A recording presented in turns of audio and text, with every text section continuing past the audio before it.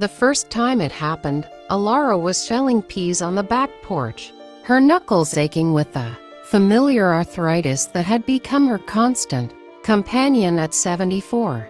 The screen door slammed too hard and there was Frank, her husband of 52 years, standing in the kitchen with his lunch pail still in hand, his shoulders hunched like a wounded animal's. "Frank," she called, her voice soft as dandelion fluff. "You're home early." He didn't answer, just set the pail down with a clatter and walked to the sink, turning on the tap and staring at the water as if it held some secret message. Alara wiped her hands on her apron and went inside. She saw it then, the faint, reddish mark on his left cheek, the way his left eye was slightly puffy, as if he'd been pressing it hard. "What happened?" she asked, reaching out. He flinched, actually flinched, as though her touch might burn. "Nothing," he muttered. "Just a misunderstanding at work." But Frank worked in the quiet archives of the County Historical Society.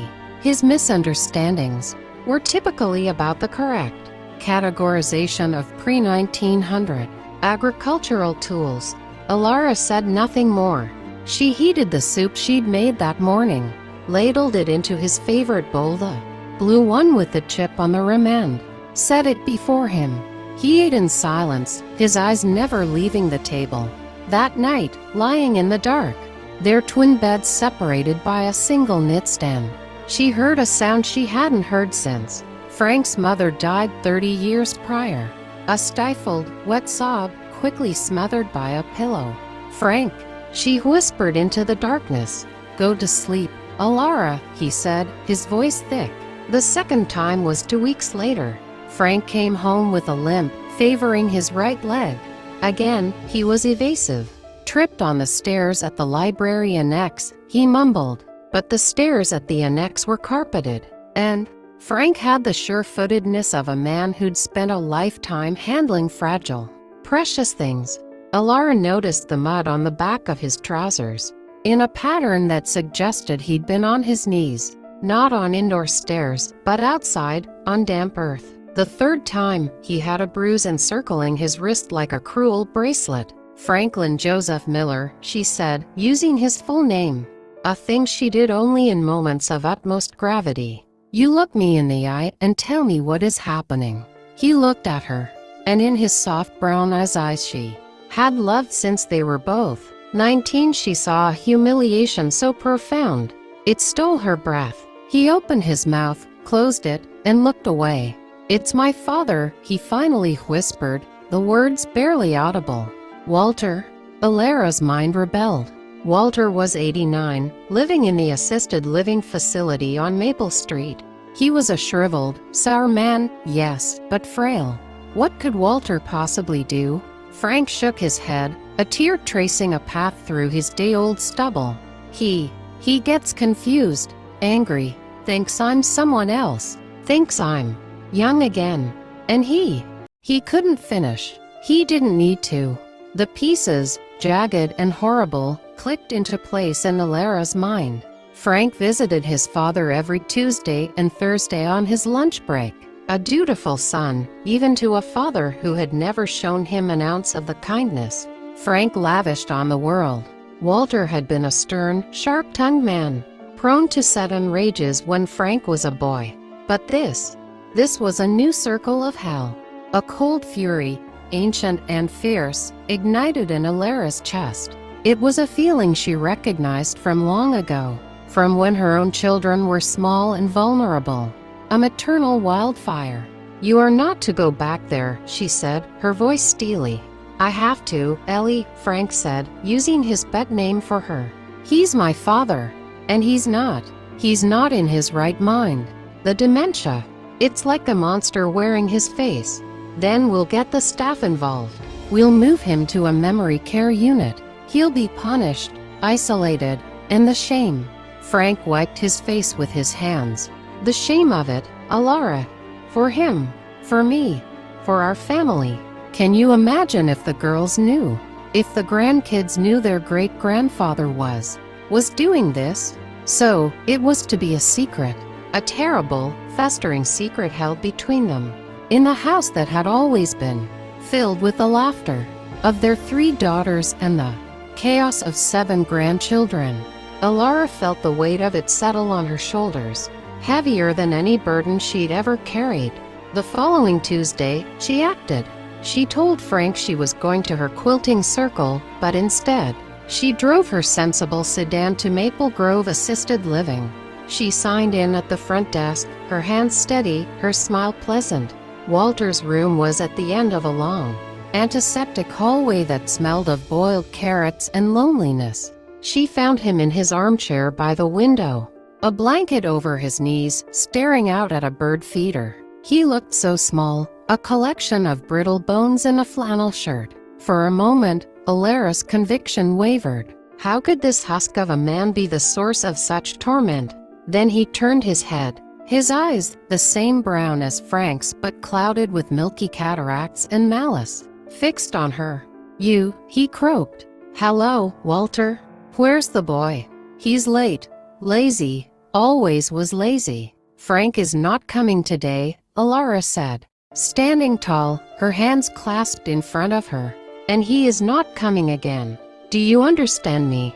Walter's face contorted, not with confusion, but with a startling clarity and spite. You always coddled him, made him soft. A man needs discipline, a lesson. He comes here with his pity, his sad eyes. Reminds me of his weakling mother. Needs to be reminded of his place." The cold fury in Alara's heart turned to ice. This wasn't just dementia speaking. This was the old poison, distilled and given free rein by a crumbling mind. "If you lay a hand on my husband again," Alara said, her voice low and diamond hard, "I will make the rest of your life a waking nightmare. You will have no visitors, no treats. I will have you move to a room overlooking a brick wall. I will ensure every caretaker here knows you are not a frail old man, but a vicious bully. Do you believe me?" Walter glared at her, a lifetime of contempt in his gaze. But he saw something in Alara's face, the unshakable resolve of a matriarch, a keeper of her flock, that made his defiance flicker. He looked away, back to the bird feeder, muttering. Alara laughed, her knees trembling only when she reached the safety of her car. She had drawn a line, but she knew, in her bones, it would not be enough. She was right. Frank, bound by a son's guilt and a lifetime of seeking approval that would never come, continued his visits. The incidents became more frequent. A split lip, a wince when he lifted his grandchild. Once, a burn on the back of his hand that he claimed was from a radiator.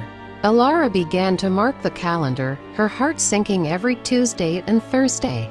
She took action where she could. She spoke to the head nurse, a kindly but overworked woman named Brenda, in vague terms about Walter's agitation. She requested a change in his medication. She even tried to intercept Frank, showing up at Maple Grove with a picnic lunch on his visiting days. But Frank, meek in so many things, was stubborn in this one shameful duty.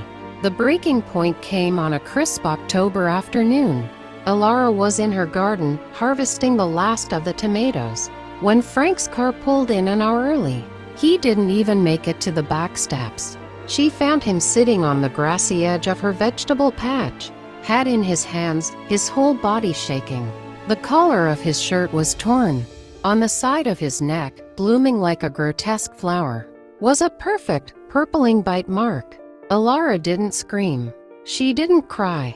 She knelt in the damp earth beside him, the knees of her trousers soaking through, and gathered him into her arms. He was her husband, the father of her children, the gentle man who cried at parades and saved spiders from the bathtub. And he was broken.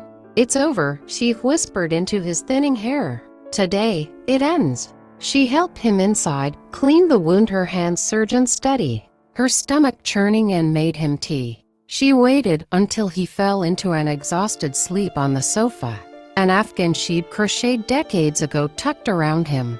Then, Alara Miller went to war. She did not return to Maple Grove. She went instead to the public library and used their computer, a machine she distrusted but had learned to navigate for her genealogy hobby. She researched dementia, aggression, patient rights, and facility liability. She made phone calls to the state ombudsman for long-term care, to a patient advocate, to the licensing board. Her voice, usually so gentle, was firm and incisive. She spoke not as a hysterical relative, but as a concerned citizen presenting facts. She learned that Walter's violent episodes were not a secret to the staff. He had struck an aide the previous month. He had thrown a food tray. He was on a waiting list for a locked memory care facility, but the list was long. Alara's calls, her formal, notarized complaints, moved Walter's name. It moved it right to the top. Within a week, arrangements were made for Walter's transfer to Oak Hill Secure Memory Care, 40 miles away.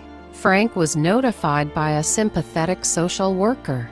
He was relieved, devastated, and guilt-ridden all at once. "It's my fault," he said that night at the kitchen table. "I should have been stronger. I should have stopped it sooner." "No," Alara said, taking his damaged hands in hers. "The fault lies with the disease, and with the man who was cruel long before the disease took hold. Your only fault was having a heart too big for your own good." The physical abuse stopped with the transfer, but the war was not won. The enemy had merely changed forms. The shame Frank carried was a ghost that moved into their home. It sat at the dinner table. It hovered between their beds at night. He withdrew, retreating into a silence that was deeper than any Alara had known. He stopped working in his woodshop. He lost interest in his history journals. He was a vase that had been shattered and glued back together. The cracks were invisible, but the structure was forever weakened. Alara realized then that drawing boundaries with Walter was only the first battle.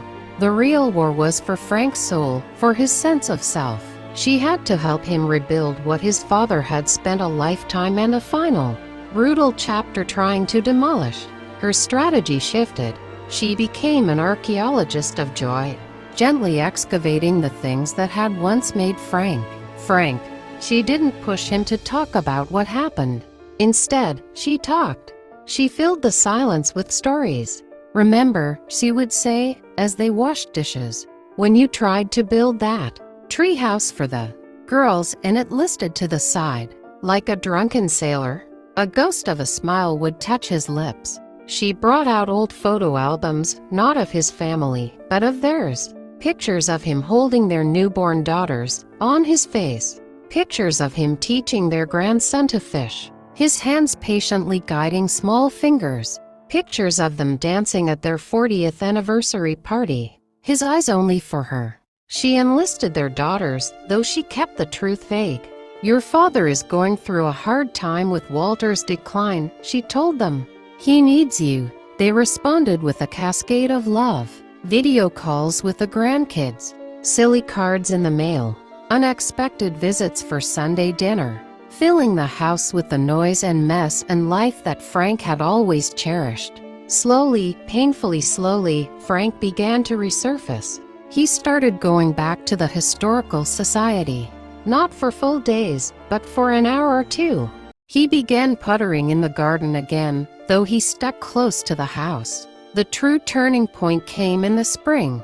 Alara had always been the keeper of the garden, but one Saturday morning, she found Frank on his knees by the perennial bed, carefully dividing overgrown hostas. His movements were slow, deliberate. She brought him a glass of lemonade and watched from the porch. He worked for hours, his hands in the dark, forgiving earth. When he came in, he was dirty, exhausted, and there was a light in his eyes she hadn't seen in months. "The lavender needs pruning," he said, and it was the most ordinary, beautiful sentence she'd heard in a year. From that day, the garden became his sanctuary. He researched native plants. He built a small pond for frogs. He planted a butterfly bush and would sit for hours, watching the monarchs flit about. He was nurturing life, tending to fragile, beautiful things and watching them thrive under his care. It was the antithesis of everything he had experienced in that sterile room at Maple Grove. One evening, as they sat on the porch watching fireflies blink over his newly tended flower beds, Frank spoke and prompted. He used to call me the mistake, Frank said, his voice quiet but clear. Even before the dementia. When I chose history over law school. When I married you, he said you were too strong for me. That you'd wear the pants. He gave a soft, sad chuckle. He was right about that last part. At the end, Alara waited, her hand resting lightly on his arm. When I visited him, at first, he was just confused. Then he'd get angry. He'd call me by his father's name, his brother's name. He'd accuse me of stealing from him. And then he'd revert to when I was a boy. And he'd say the same things. Stand up straight. Take it like a man. Don't you cry. And his hands, Frank's voice hitched. They were so strong. Even at the end, I felt so small, Ellie. I felt like that boy again, who could never do anything right. Tears streamed down Alara's face, silent and hot. I kept going back because I thought, if I could just be good enough, patient enough, kind enough, maybe, for 1 second, he'd see me. Just see me, his son, and not be disappointed. He turned to her, his face raw with anguish. How pathetic is that? A 67-year-old man, still begging for a scrap of approval from a ghost. It's not pathetic, Alara said fiercely, turning to face him, gripping both his hands. It's human. It's the most human thing in the world. To want love from the people who are supposed to give it to us. The failure was never yours, Frank. It was his. He was the mistake. A mistake of a father. Frank looked at her for a long moment, then leaned forward and rested his forehead against hers. A gesture of such intimate tenderness it made her heart ache. They sat like that as the stars emerged, two old warriors, scarred but unbroken. Walter died in his sleep at Oak Hill 6 months later. The news came in a brief, clinical phone call. Frank hung up and stood by the kitchen window for a long time. Alara watched him, giving him space. Finally, he let out a long, shuddering sigh, a sound that seemed to carry the weight of decades. I don't know what to feel, he admitted. Feel whatever comes, she said. It's all yours to feel.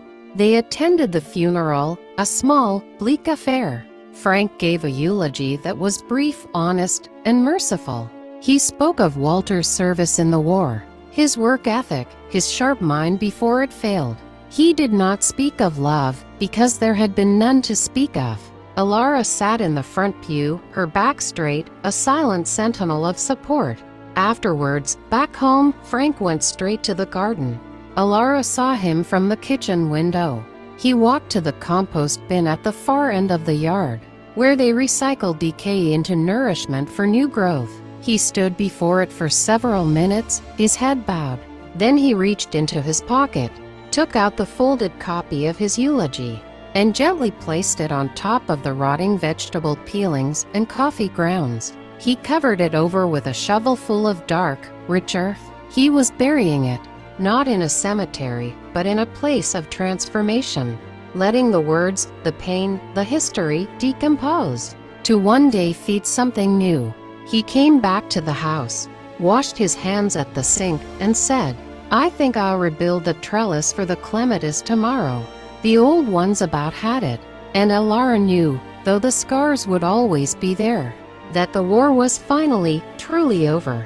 The ghost had been laid to rest, not with hatred, but with the quiet, deliberate act of turning poison into compost. Years later, on their 60th wedding anniversary, surrounded by their children, grandchildren, and a riotous pack of great-grandchildren, Frank stood to give a toast. His hands, gnarled with age but gentle as ever, held a glass of sparkling cider. He looked around the crowded, noisy, love-filled room, his gaze finally settling on Alara.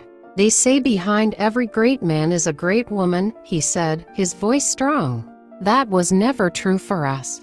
Beside this profoundly average man stood a giant, a warrior, a keeper of gardens and hearts. He raised his glass to her, his eyes glistening. To Alara, who taught me that strength isn't about never being broken. It's about who helps you piece yourself back together, and what you choose to build from the fragments. Alara, her own eyes swimming with tears, raised her glass in return. She looked at her husband, not at the marks history had left on him, but at the man he had chosen to become in spite of them. A man of quiet courage, deep kindness, and cultivated grace. A man who had broken the cycle, who had chosen tenderness over tyranny. She thought of the silent battles fought in sterile hallways and on sun-drenched porches. She thought of the fury that had cooled into resolve, the shame that had been composted into wisdom. To fragments, she whispered, just for him to hear. And to what we build. And in the warmth of the gathered clan, in the laughter echoing off walls that had held so much silence, the garden of their lives stood in full, glorious, resilient bloom.